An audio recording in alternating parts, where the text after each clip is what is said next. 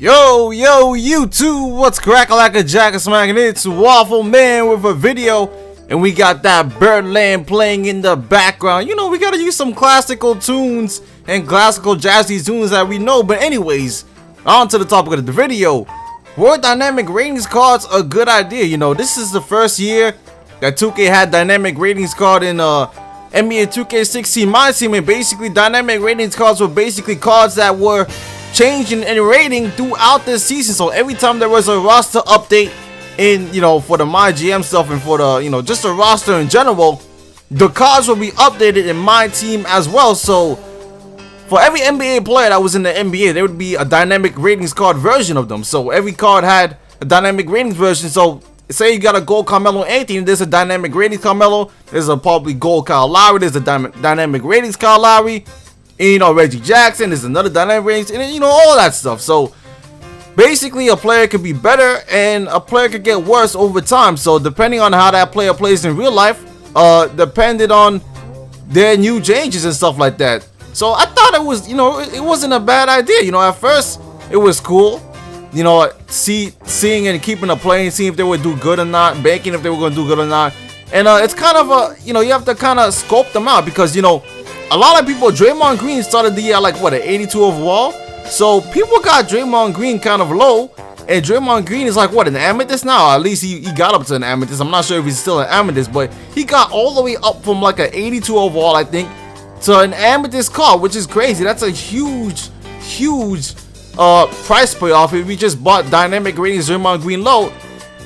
And you know, the one thing I didn't really like about dynamic ratings cards is that because they were able to change and stuff like that, all the dynamic ratings cards were always so more expensive than the regular cards. And to me, it didn't make any sense. I don't understand. Like, you see, back in the day, you know, when dynamic ratings cards were huge because 2K wasn't releasing all this content and all this content weren't out, dynamic ratings Paul George was crazy, man. He had a standing shot, made a standing shot 3. He was like a what, 92 overall. That card was insane. Dynamic ratings Kawhi Leonard used to be insane, man. He had like a 90 something, 94, 93 3-pointer. His mid-range was up there. He had the defense, he had the speed. Those cards used to be going for 400k, man. Those cards. And now we got fucking diamond cards going for like less than 200k, but that was when we didn't have any content. So when we didn't have content, those dynamic ratings cards that were playing like crazy, Paul George was playing like crazy before, Kawhi Leonard was playing like crazy before, and it's crazy to see how that changed because Paul George used to be going for like 400k back in the beginning. Now that dynamic ratings Paul George is basically useless because he's worse than the regular Paul George. The regular Paul George has better shooting stats than the new Paul George, and that's where you kind of gamble with these dynamic ratings cards because sure, the overall may go higher, but what you want on your team, what helps your team and what fits your playstyle may change depending on what the card's gonna do in real life. So for example, that go back to Paul George, his shooting for dynamic ratings version is now worse than the regular card. So you may not want that dynamic ratings Paul George, even though I think the overall for that Paul George is higher by like maybe a point. So that's another thing. And I think Carmelo Anthony also had some changes throughout the season where Carmelo Anthony got worse, but it was the same overall as the other Carmelo Anthony, but his shooting stats were lower. And now I think his shooting stats, I think his mid-range is +2 right now, so I think the dynamic ratings version is actually better than the card, even though he's the same overall. But yeah, see players like Kobe Bryant and Derrick Rose. Kobe Bryant was playing terrible, and actually he's still playing terrible. He's not even playing that good this season. I think he's like in the bottom 3 for field goal percentage and for 3-point percentage. But Kobe Bryant just has a disaster season, man. I mean, look at his overall for his card. It got to a silver, man.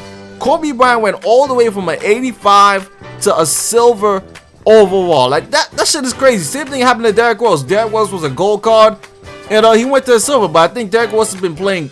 He's been playing a little bit better lately. So I think he's a gold now. I'm not sure. I'm not sure what he is, but he's definitely got an improvement. And the thing about these roster updates, they don't happen like every day. So they you know, just because of a game happens, it doesn't mean that they're gonna update the roster.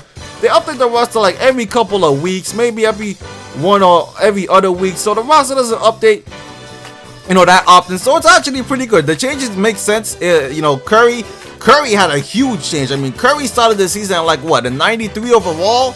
This nigga got all the way up to a 98 overall at one point. I think now he's a 97, but Curry definitely has seen improvement. His 3-point shot is the best in the game, and he definitely deserves it, man. So I think, you know, I thought dynamic ratings cards were okay at first, but now I feel like they're a good addition to 2K. I mean, I think it works in 2K. I think if you added cards like that in Madden, it wouldn't work. I don't think they would work in any other game but 2K and but basketball, because, you know, just the scope of the NBA and the amount of players the NBA has, and the amount of significance of only one player in the NBA. But anyways, YouTube, leave your thoughts in the comment section. Gameplay will be coming out soon, man. I got you with the gameplay, but I'm out for now. Peace.